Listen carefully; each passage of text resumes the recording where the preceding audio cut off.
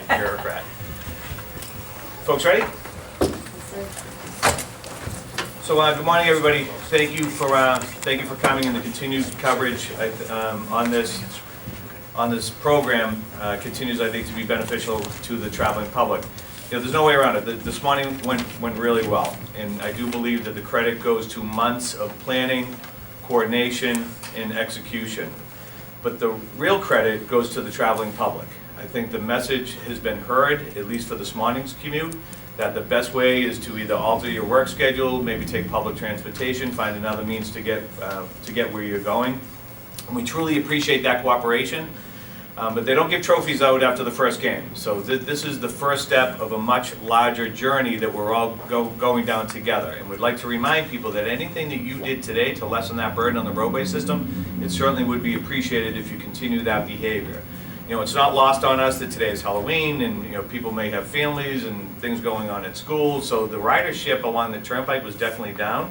What we saw on the road was a 6 to 10% reduction, which is great, and that actually made things a heck of a lot better for us. We've seen, you know, a little more traffic earlier than usual, which is also great. People getting the message. We have been monitoring the situation both from land and air. Using the state police air wing on their routine patrols that have allowed us to take part in that, so that our traffic engineers and our traffic safety engineers can, you know, get the view that you can only get from the air. We're using technology on what the drive times are and what the volumes are, and also the gantries continue to allow us to gauge how many people are going under them at certain locations. Overnight, last night, we had 439 personnel, including contractors, MassDOT employees, and Massachusetts State Police, and our partners in law enforcement. 113 pieces of equipment. We've either in the process of demolishing or have demolished 13 out of 23 locations. You'll see a lot more activity as we go through today and then tomorrow into Wednesday on the remaining 10. We also were monitoring, you know, we've talked a lot about traffic diversion and where people might go. We've been keeping close eye on routes 9, 20, 30, Starrow Drive and Memorial Drive. And we've also seen lower than normal volume on those roads as well, which is also a good thing. I think what we'll do now is continue to just remind the public, who again have been great, about what we keep talking about. Don't stop at the toll booths. If there's still a toll booth at your interchange, and soon to be there won't be, please maintain that 15 miles an hour. Please get off your phone and constantly pay attention. You know, really, I think that is the keys to success. But to walk you through more on the public safety side of this operation is the Colonel of the Massachusetts State Police, Colonel McEwen.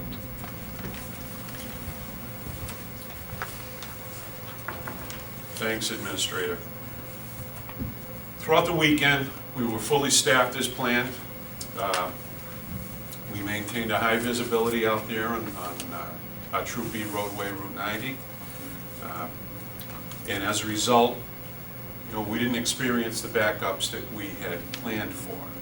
I think that was due to, you know, the professional approach by Tom Kinlan and his staff here at MassDOT, as well as the coordination with our troop major and state police assigned to the turnpike.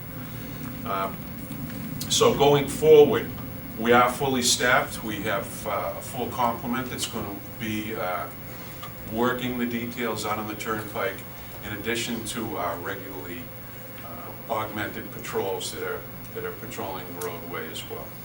Since the beginning of the project, we've only had one minor crash at a work zone. By comparison, last year there were 4 crashes at interchanges during this time. 2 years ago, we had 10 crashes. So a lot of that's attributed to the planning and the visibility out there at the work zones.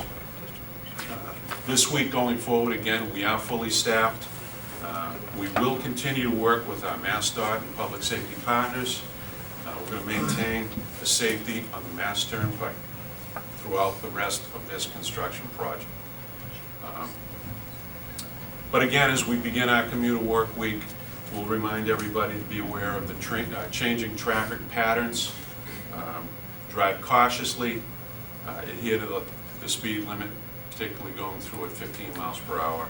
Limit your cell phone use, and as always, please wear your seatbelts. Thank you, Administrator.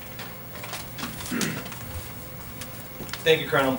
So when we talk about 23 work zones, I think one of the numbers that is also folks may find interesting is that in those work zones, in those areas, we have a total of 155 toll booths. As of 8 a.m. this morning, we have demolished 76 of those toll booths. So we continue to trend ahead of schedule, but again, it's only as good as the cooperation we get. And as the Colonel talks about the cooperation that we get from people in the traffic volumes coming down, we know that we can very easily lose that tomorrow.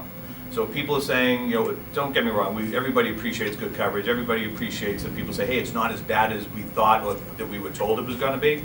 But if people go back to their regular way of travel, tomorrow could be much different than today.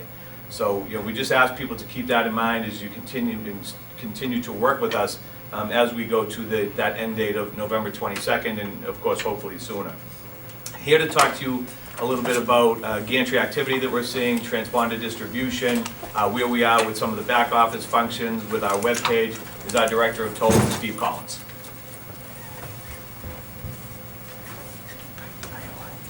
Thank you. Since we went live at 10:06 p.m. on Friday up until 8 o'clock this morning, we logged about 2.8 million transactions on the new system. Also, over the weekend, on Saturday, we gave out over 2,000 transponders. Yesterday, we gave out over 1,600. So we're rapidly approaching that $3 million number of transponders in circulation from MassDOT. Right now, we're very close to 80% of those 2.8 million transactions being Easy Pass transactions. So there's nothing to make us think that we won't hit that 80% mark during the normal work week. We're also on schedule to open up tomorrow morning at 7 o'clock at our various customer service centers and to have the website up and available for everybody to log on to and to check their accounts, update any accounts, sign up for an Easy Pass if you haven't yet. Also to log on and look at the different new features that we have so that you can be notified if you have a low balance or if something is wrong with your transponder. But the migration of the information, the data from the old system into the new system is going on schedule and will be up and running tomorrow at 7 a.m. Thank you.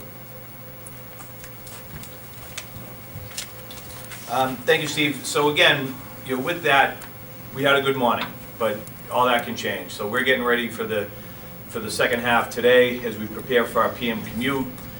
We anticipate that starting earlier. Again, where it is Halloween, some people might be leaving work earlier than normal, get the kids ready to go out trick-or-treating or what have you. So we're trying to plan out and be ready for every scenario that might present itself to us. But we again want to thank the traveling public for their change of behavior. We know that's not easy. We know that's inconvenient. But again, for the remainder of this week in particular, if people can continue to work with us, that alternative work schedule, public transportation, if it's available, I think that will go a long way and hopefully keep negative impacts to a minimum. And I think with that, Jackie, we'll open up for questions. Yes. Is there any grace period for people who have this MassDOT business to take care of, who can't do it today? Like say, for example, you need to renew your registration, it expires today and you can't renew it. Well, I mean, no, between taking the RMV with all of the different RMV branches, which is outside the scope of this process, you don't have to get into downtown Boston to do that. So, it's business as usual across the board. Well, we're running into, at some of the customer service centers, people trying to do that and they can't because I guess they're finding they can't give credit cards or debit cards. So you're talking about the transponder or the RMV? RMV, oh, well, no, at like the customer service center in Maiden to renew your registration. I mean, they can't get through to anybody on the phone or online.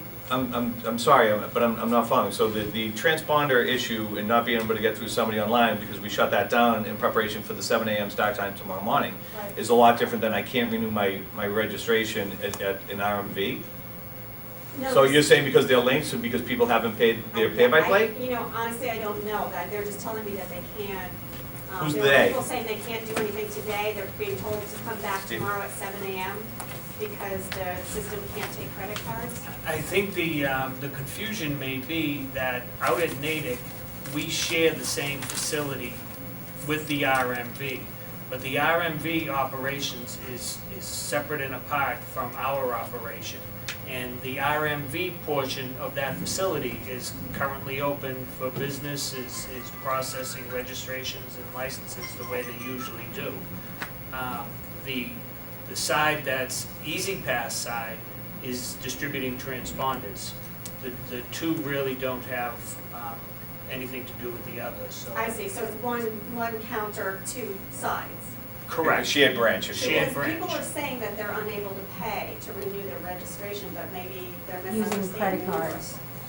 Have you Don't ever want to do heard that. that? side. No. I don't know. I'd be I don't happy know to if hook you up with a registry official if you have further questions. Anybody else on anything else with Toll Plaza Demo, the game plan for today, tonight, and some of the exchanges?